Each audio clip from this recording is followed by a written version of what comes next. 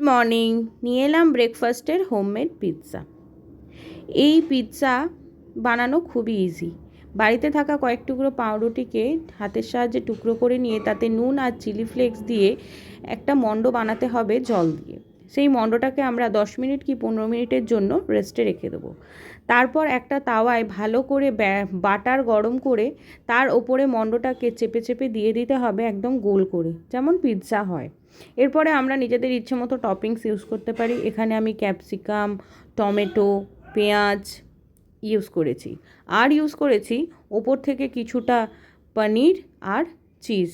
তারপর ওপরে একটু অরিগ্যানো আর চিলি ফ্লেক্স ছড়িয়ে সেটাকে খানিকক্ষণ ঢাকা দিয়ে ভাপে তৈরি হতে দিতে হবে। এরপর ঢাকনা খুলে যখন দেখব আমরা নিচটা শক্ত হয়ে এসেছে খানিকটা, তখন আমরা সেটাকে সার্ভ করে দেবো। রেডি আমাদের গরমা গরম পিৎজা, আর তার সাথে ছিল একটা স্ট্রং কফি। ব্যাস, হয়ে গেল আজকের সুন্দর ব্রেকফাস্ট, গরমা গরম পিৎজা উইথ স্ট্রং কফি। আজকের জন্য এইটুকুনি। তোমাদের ভালো লাগলে ফলো করো। সবাই ভালো থেকো। এখনকার মতো টাটা।